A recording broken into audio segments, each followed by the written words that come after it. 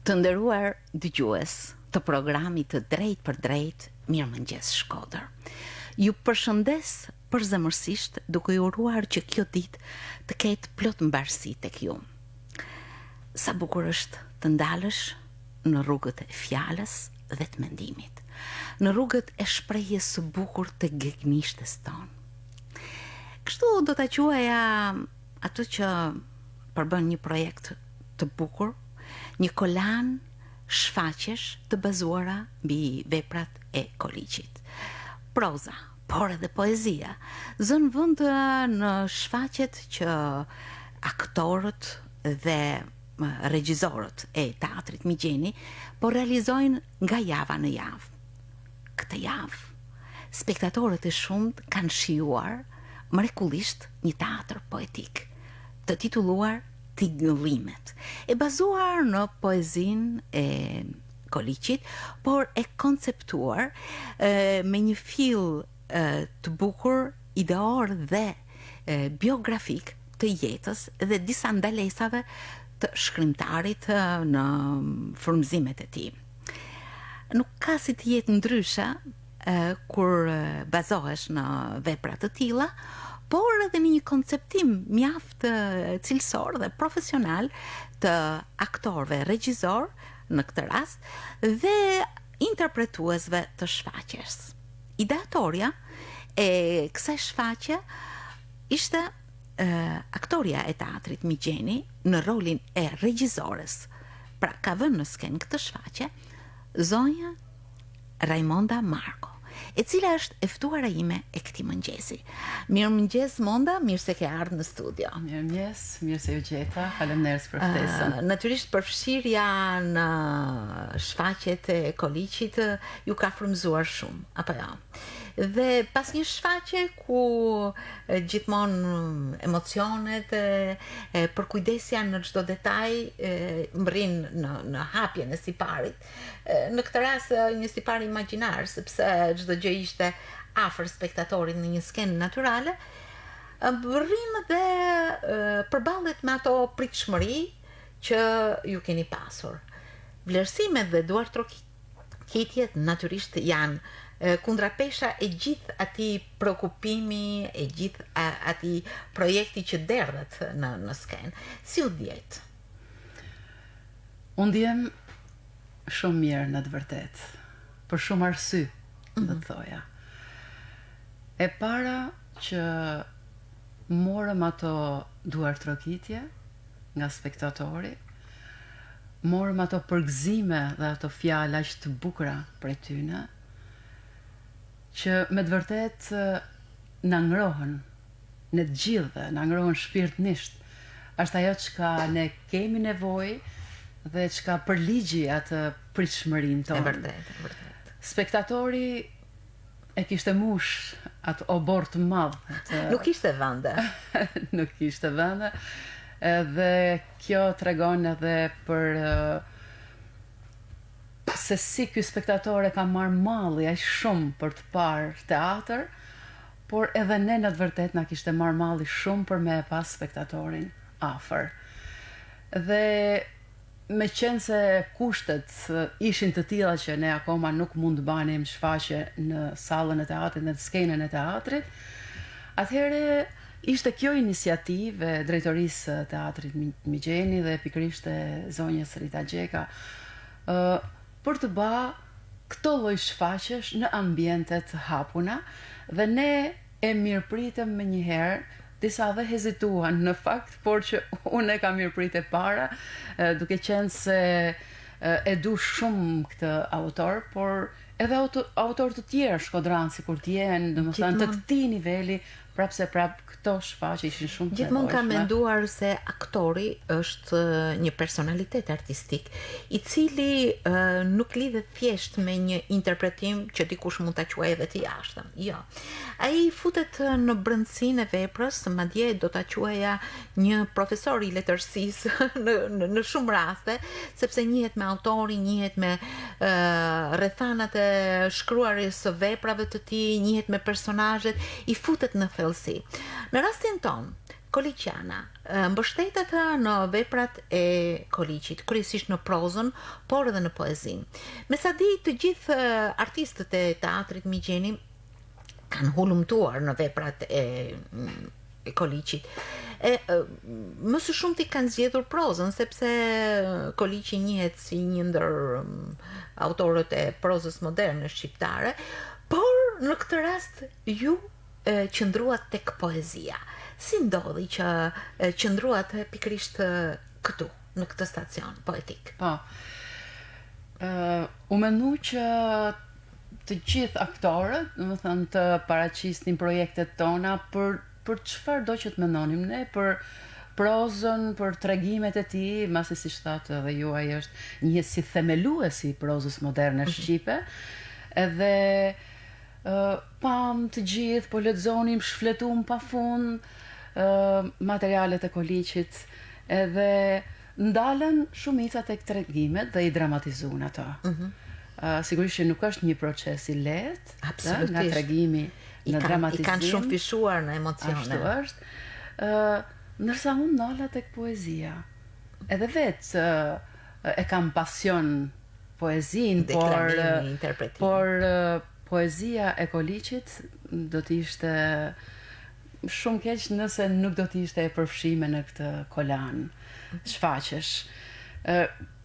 Aq më tepër që unë u përqendrova tek poezia dhe e titullova Tingëllimet, masi kjo shfaqje bazohet tek tingëllimet e mallit dhe tingëllimet e dashurisë, kryesisht tek ta, po sigurisht që ka dhe prozë, ka dhe pjesë nga poezi të tjera, të cilat përndryshe mund quhen edhe sonete. Sonete është e vërtet. Kështu është. Tingëllimet i ka quajt vet Koliqi kështu, mbasi ai është ndikuar shumë nga tingëllimet e Petrarkës, kryesisht, mbasi të Dantes, gjithashtu ka kënë dhe një vazhdues i denj edhe i poetit ton të komit mjeshtrisë, Mjedës. Edhe tingëllimet janë të tija, po këtu në këto tingëllime unë mund ta zgjeroj edhe më tepër, domethënë aty futen tingëllimi i kësaj pasunie letrare të Ernest Koliqit, tingëllimi i kësaj pasunie gjuhësore, sepse këtu një vlerë më forte. Domethënë ai është një shpresë i variantit më të përparuar të Gegnishtes, dhe që është shumë afër të folmës shkodranisht. Aq më tepër që në aty gjen fjalë të rralla të shqipes. Një melodi e vërtet. Një melodi, ashtu është. E pasur me fonema, e pasur me një leksik të mrekullueshëm. Ai ka një ndjeshmëri shumë fine në shkrimet e tij. Është me një botë shumë të madhe shpirtërore. Nuk di do të thoja fjalë pa fund. Sa e bukur, por edhe vështirë njëkohësisht është të vendosësh në skenë pikërisht këto tingëllime, sepse duhet në rastin tuaj të kishe një plan regjizorial, një skenar që rrithte, ashtu si që rodhe në fakt, me disa stacione ndjesish të bukura, dhe në këtë rast autoria, regjizore e kësaj shfaqje nuk ishte thjesht se bazohej në një tekst bazë.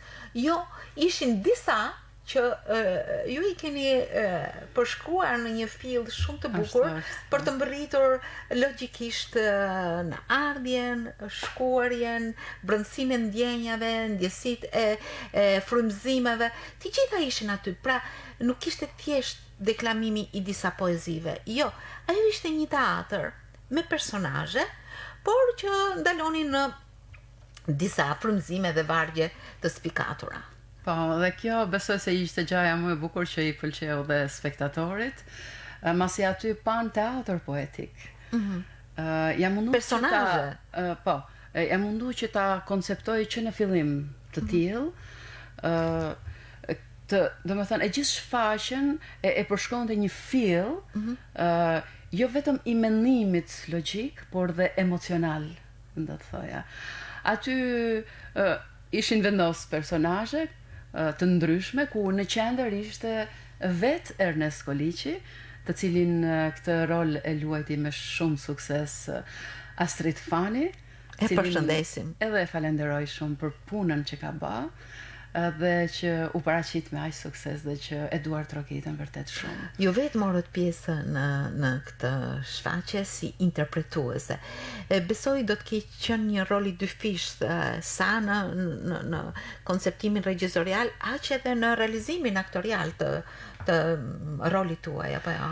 Po, ashtu është, në fakt kur vën diçka në skenë, është e vështirë që t'jesh edhe vetë, por unë në fakt nuk desha me hum për me recitu dhe për me interpretu Koliqin, dhe kështu që isha dhe vetë aty, sigurisht që edhe për më ndihmu ma tepër si aktor që jemi ma me eksperiencë, dhe unë isha në 2 role, në fakt isha dhe bashkëshortja e poetit, masi si që ju e pat në ata ambient kishim 2 vene veprimi, njeni ishte i ndam tek shkallët, oborri, pusi, gjithë ambienti deri tek porta e madhe, i një shtëpi shkodrane me qytetarë të Shkodrës, ku njeni prej tyne përfaqësuesi kryesor ishte një qytetar shkodre që interpretoi nga Vladimir Doda, dhe përshëndesim Vladin. Përshëndesim dhe Vladin, edhe Vladi është një personazh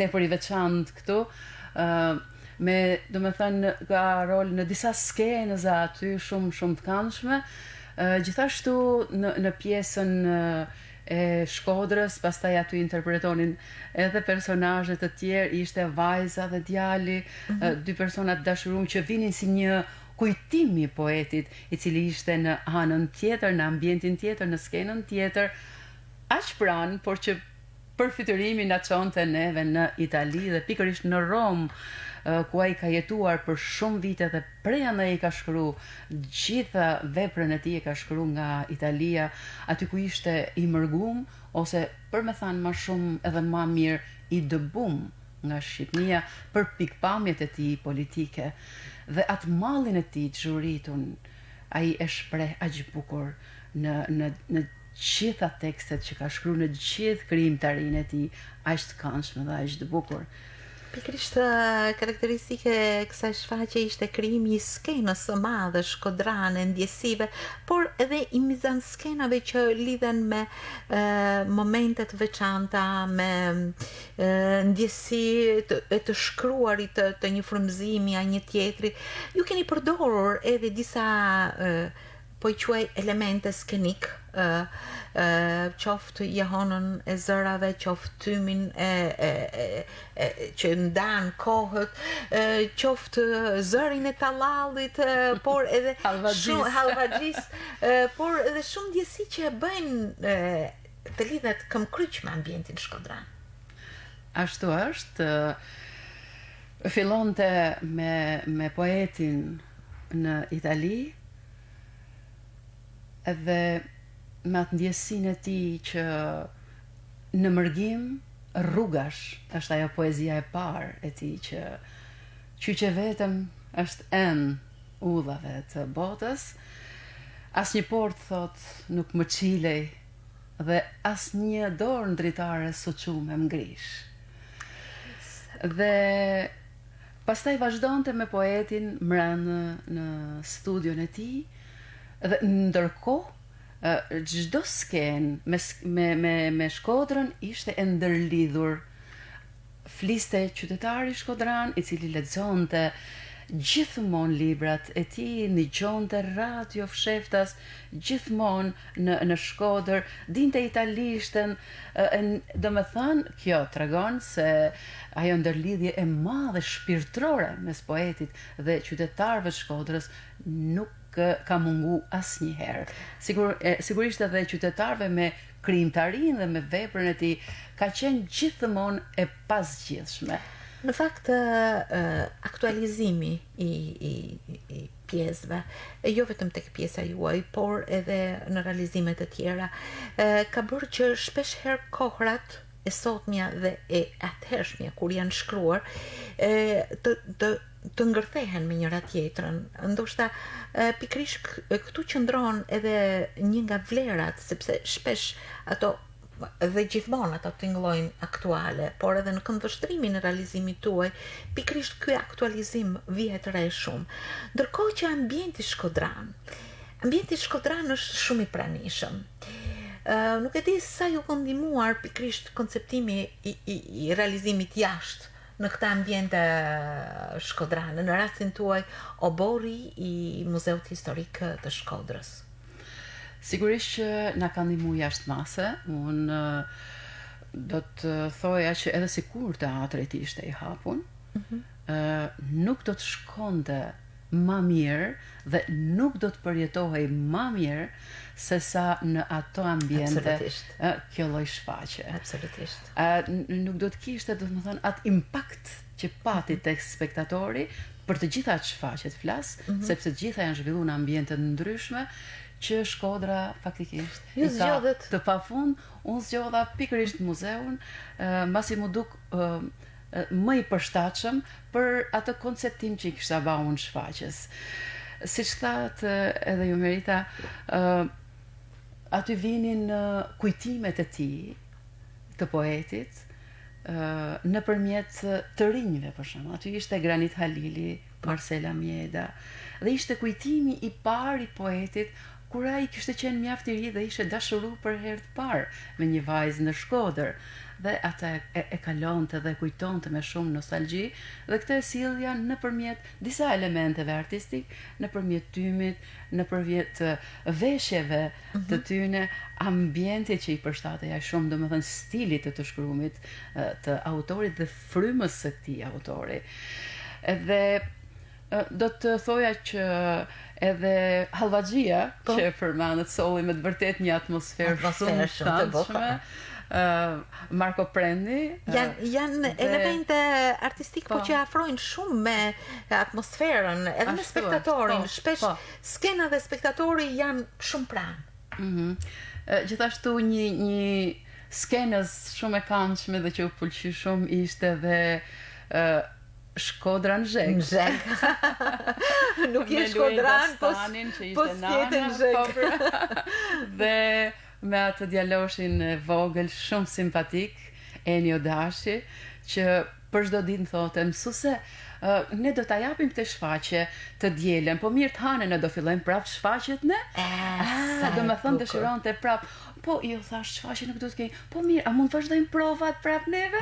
Do me thënë, ai në fillim hezitoi për me ardhë në prova se nuk ishte qenë asnjëherë në një teatr. Këtu dëshiroj të ndalem shumë në aktivizimin e aktorëve. Janë karakteristike këtyre shfaqjeve aktivizimi i aktorëve të rinj, gjë që bën që ata jo vetëm të kenë një ecuri të mirë në të ardhmen, sipas interesave që kanë, por edhe ushqen shpirtin artistik, edukon shumë. Besoj se keni punuar me shumë dashuri me aktorët. Ashtu është, kam punu me shumë dashuri. Të cilët janë gjithmonë të gërshetuar, aktorët profesionistë dhe aktorët e rinj. Si keni mundur ti frymëzoni kaq shumë për të realizuar rolet? Prandaj dhe po tregoja këtë historinë e Enios. Domethënë kjo është ajo magjia e teatrit. Ai hezitoi për me ardhë dhe në fund kërkonte që nuk mund të shkëputej dhe tha që unë du të bëhem aktor. Meqense ndjek futbollin shumë, unë du të bëhem aktor. Sa gjë e bukur. Dhe Luelda, për shembull, është një nga që kishte rolin në nanë, se ajo dëshiron që të vazhdoj shkollën për aktore. Shiko çfarë edukon, pra, marrja pjesë në këto. Përveç se edhe ato që nuk marrin pjesë, nuk duan që të bëhen aktor në të ardhmen, e kanë një pasion, kanë atë ndjeshmëri, kanë marrë atë formim, domethënë në teatr, kanë marrë ato bazat elementare prej nesh që ne nuk jemi në fakt regjisor, po aktor me eksperiencë dhe me këtë eksperiencën tonë kemi punu në regji shumë bukur. Unë faktikisht kam disa vite që punoj me të rinj dhe është pikërisht këtu do të ndalesh. Bukura që tash ti mundën për me ba, dhe për shembull ishte djaloshi që interpretonte Ernest Koliçin kur ai ishte krejt i ri. Graniti. Ishte Granit Halili, me cilin kam punu dhe herë të tjera. Ai sot është student në fakt. Në Tiranë, Dhe po. unë kam punu që sa ishte krejt i ri gjimnazist në vitet e parë gjimnazit, dhe sot është student në Universitetin Evropian. Dhe unë sa herë që i them Granit, do bëjmë një shfaqje të tillë, a ke mundësi me ardh? Ai shkëlqen, do të thënë nga pasioni dhe i pëlqen jashtë mase. Pra, edhe ato që nuk e vazhdojnë këtë udhë të artit, kanë shpirtin artistit. Kanë shpirtin artistit dhe i futet në gjak. Do të thënë edhe interpretimi, emocionet që japin këto lloj shfaqjes aty ne i pëlqen shumë, edhe sigurisht që edukohen artistikisht nëpërmjet artit. Në fakt, një nga meritat e padiskutueshme të këtyre shfaqjeve janë tingëllimet gege, në gjuhën gegnishte. Ne të dyja nuk flas. Sepse në fakt mikrofoni prej vitesh ma ka imponuar këtë dhe nuk mund të ndroj. Por jam vetvete në mikrofon. Kur vjen puna edhe flet. Kur të duhet edhe flet. Edhe flasim. Kur më duhet me fol krejt shkodranisht, flas krejt shkodranisht. Ose flas ndoshta edhe si ai roli që pata. Po, do të dalemi aty. Por duke qëndruar pikrisht te mjeshtria e gegnishtes, tek ajo fjalë e bukur, e amël, plot muzikalitet, do të thotë të njësohesh me shpirtin, edhe ta pasqyrosh atë në nuancat më të bukura të tij. Në fakt, më pëlqen shumë vepra e Koliçit, poezia, shpesh edhe në emisionet dëshiroj ti recitojnë ndonjëherë, por kam shumë dëshirë që bashkë në këto momente të qëndrojmë tek Shkodra në mëngjes. Po, patjetër. Atëherë. Krimet e Koliçit, përveç se janë pasuni letrare, ato janë edhe gjuhësore. Pasuri e mrekullueshme e gjuhësore. Ka një ndjeshmëri fine në krijimet e tij.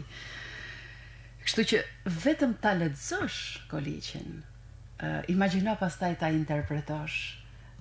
Të duket aq e bukur shkruan sa që ti kur interpreton dhe lexon Koliçin, të duket sikur je dhe po jeton në atë jetën e Shkodrës, në atë jetën e zakonshme, do thoja, por dhe të jashtëzakonshme, qysh në kohën e qytetërimit të Shkodrës tonë, me zakonet, me virtytet e të ndihmon ta njohësh më mirë qytetin. Patjetër.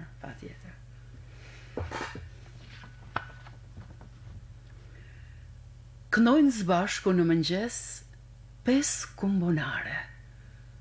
Knojnë ajri, mi Shkodër e në fjetë. Mbi Maranaj, qëtë vetlën kur e shtare agimi, e hjedhën liqe, synin e qetë. Për hap lajmin e zgjimit rezja e parë, e të parat për shnetje, dridhen, heshtit let, e shpejt, në të lavdi djeli që e vesh fare, Shkodra kumbon me zane, zhurm e jetë.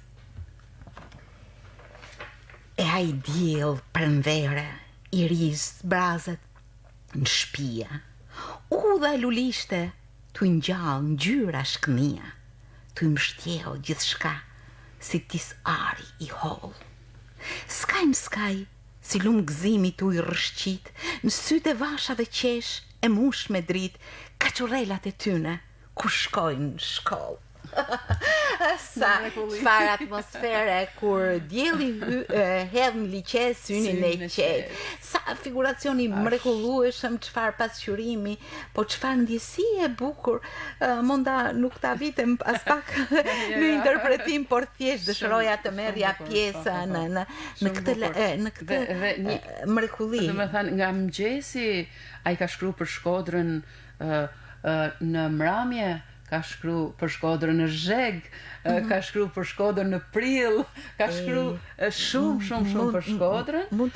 Por kjo është një poezi tjetër, Hanës, që është një mrekulli, do të thoja edhe unë, Po, kjo ta poezi. dëgjoj, ta dëgjoj. Edhe ai ishte në Itali, pra si gjithmonë kur shkruante, edhe Hana kërkonte Hanën e Shkodrës. Pra, a ka Hanë Shkodrë? Aq bukur e simbolizonte diçka të tillë. Në brigjet e gjana të qiellit, si vash ajrore enej për mio borët Shkodrës vjetun, Hana. Por sa tu I prekun lulet, kacavarsi për murit, që asaj ja prerojshin kam të zdathme bilurit. E let në përdritore maj e gishtave, ajo hynte tinzare lozonjare në dhomën time, e drejt të valet heshtuna, hire e prarime plot të I derdh me mu, edhe andrat mrekullushme të I mdhuru. Ku je? Hanë Shqipnis, mi keti son të resh dhantin e rezeve.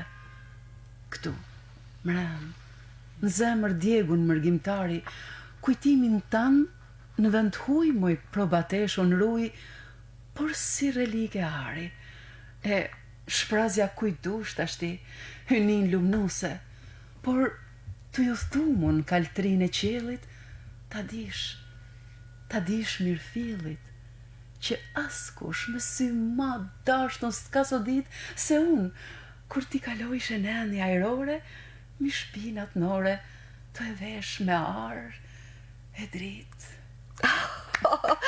Sa bukur, e ke recituar shumë bukur, po të falenderoj shumë për këtë ndjesi.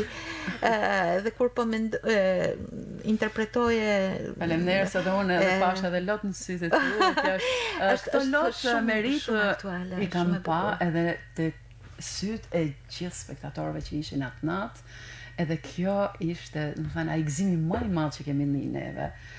Sepse do të tregon që shfaqja ishte shumë komunikuese me spektatorët. Dhe I feel që na bashkonte të dy vendet e veprim, na bashkonte shpirtërisht si poetin, ashtu edhe qytetarët e Shkodrës. I feel I bashkoi edhe të gjithë spektatorët me ne bashk, është shumë e vërtetë. Emocionalisht ne ishim, domethënë të tre në një fill të vetëm, dhe është shumë e rëndësishme, sepse ne pa atë spektator të mrekullueshëm, sidomos spektatori shkodran, është shumë I kultivum dhe është spektator shumë I mirë, dhe ne nuk kemi jetë artistike pa ta, edhe jemi shumë të lidhur me ta, pas gjithshmërisht.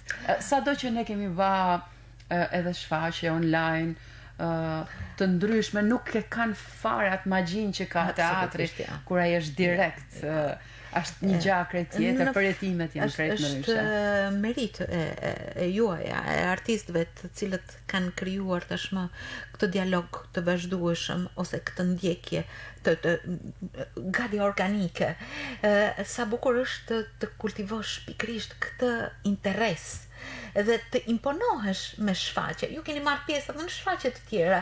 Për shembull, një javë para kësaj ishit si aktore të Kopshtit, përsëri një profil tjetër, por gjithmonë një shkodrane tradicionale, gjë që ju ka bërë ta ndjeni deri në qeliz pikërisht këtë ambient dhe këto mesazhe që qoftë edhe përmes ndjesive autori flet kaq bukur. Ashtu është. Ishte shfaqja e tretë, masi e para u ba në Dajç, shumë bukur.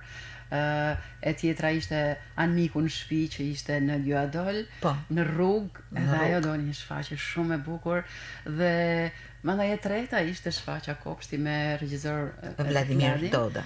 Dhe përsëri në një ambient shumë të bukur shkodran, shumë të përshtatshëm, të gjitha janë të përshtatshme. Domethënë të gjitha janë krejtësisht të përshtatshme, ashtu uroj sukses dhe është I padiskutueshëm suksesi edhe për dy shfaqjet e tjera. Me Merita Smajen dhe Josef Shirokën. Suksese ju urojmë, shumë suksese. Dhe do të thoja që kemi punu njëkohësisht, domethënë edhe me shfaqjen e kolegut, aty kisha një rol shumë simpatik, rolin e shaqes, dhe jemi kënaq pafund, edhe aty kishte shumë të rinj në çdo shfaqje këtu është ndërlidhja e aktorëve me eksperiencë dhe me aktorë të rinj, që është një gjë mjaft e veçantë. Domethënë, se cila shfaqje ka karakteristikat e veta. Asnjëna nuk është si tjetra. Gjithse cila ka veçantitë e veta. Bile një qytetar shkodran tha, o Raimond, të falenderoj shumë për emocionet që na ke sjell. Po mu duk tha si një pjesë filmi. Kjo shfaqje. E vërtet. A mundesh ta që në të ardhmen ta regjistrosh në atë mënyrë që ta bash film? Është vërtet një ide shumë e bukur, po një sipërmarrje shumë e madhe. Gjithsesi, këto pikërisht është e bukur kur këto shfaqje frymëzojnë. Është shumë e bukur kur nga këto shfaqje nisesh me një mbres që nuk kalon lehtë. Dhe e kanë thënë edhe me një takim tjetër artistik. Në këtë prizëm artistët janë bamirës, sepse ndikojnë në jetën shpirtërore të qytetit, edukojnë ndjesi shumë të bukura dhe aktivizimi i artistëve të rinj e shumë fishon teatrin, i bën muret shumë të dukshme të tij, por më tepër pothuajse i sfidon të gjitha konturet e ngurta, përkundrazi i hap. Dhe në këtë rast teatri komunikues me sheshet, me ambientet, me shtëpit, oborret, është më së miri i përligjur në idetë regjizoriale që ju keni shprehur. Në fakt, pas gjithë këtyre shfaqjeve, përsëri ju pret një tjetër aktivizim, tashmë si shihet drita jeshile, sinjali është dhënë për hapjen e teatrave. Besoj se do të ketë impenjime të tjera tashmë për të vizituar dhe për të shijuar skenën e teatrit dhe sallën e tij, apo jo? Në Korrik. Po, në Korrik, po, Korriku është muaj verë dhe sigurisht që do startojmë besoj në shtator. Vjet aty janë përgatit dhe janë gati 2 premiera me regjizor që kanë ardhur nga jashtë Shqipërisë. Janë gati edhe sapo ne të startojmë ato do t'jepen patjetër me mesazhe të reja, me kënaqësi të reja. Nuk e di nëse e vure re, por në fund të shfaqjes të gjitha dosjet që kishte Koliqi në tavolinë, ne ja dorëzuam të rinjve qytetarëve që ishin spektatorë. Ishte një mesazh i fuqishëm ky, që pavarësisht ato e shijun këtë shfaqje, aty morën emocionet, ja dham edhe me vedi. T'ja tregojnë edhe familjarëve, edhe fëmijëve të tyne, edhe shokëve dhe shoqeve, për të kultivu edhe atë kulturën e interpretimit, dhe jo vetëm të interpretimit, por dhe kulturën e leximit tek qytetarët. Dhe kjo është shumë e rëndësishme sot, sidomos të poezisë, masi shpirti nuk është është badhe cop më duket nga një herë, kështu që duhet që të ndikoj shumë edhe në lexueshmëri. Edhe do të thoja që qytetarët duhet që të ndjekin shumë edhe bibliotekën, të lexojnë sa më shumë, masi do të jenë njerëz më të mirë, them, kur të lexojnë. Padyshim, sepse kjo nuk ishte thjesht një shfaqje, këto nuk janë thjesht copza ose shfaqje të shkputura. Jo, këto janë shkallina të vogla shpirti që dal nga dal ngrehen atë ndjesi kaq të bukur që lidhet me ndjesit, me ndjenjat, lidhet me atë formim, lidhet me atë edhe krenari dhe frymëzojnë. Pikrisht pse frymëzojnë, ato ndiqen. Pikrisht se kanë kaq interes, spektatori vjen javë pas jave. Unë uroj që këtë ushtrim të bukur artistik që ju keni dhe po bëni me spektatorin në Shkodër, po besoj jo vetëm, të kenë një vazhdimsi po aq të suksesshme në shfaqjet e mëpasme në sezonin e ri artistik dhe ju uroj shumë sukses. Shumë faleminderit. Në Edhe fakt, për ftesën. sot në këtë bisedë jo vetëm mu ngjallën emocionet e asaj shfaqje, por besoj se edhe me ato që na ndoqën dhe na kanë shkruar gjatë këtij misioni, rindërtuam diçka shumë të bukur shpirtërore. Ajo që është e mrekullueshme. Shkodra jonë e dashur që komunikon pavarësisht viteve që kalojnë dhe viteve që vinë, ajo është këtu brenda nesh. Ju falenderoj shumë. Shumë. Uroj veç suksesa. Edhe unë juve. Edhe ju keni një shpirt artistik. E ngjallni ju tek spektatori. Unë thjesht jam një spektatore. Faleminderit shumë. Faleminderit.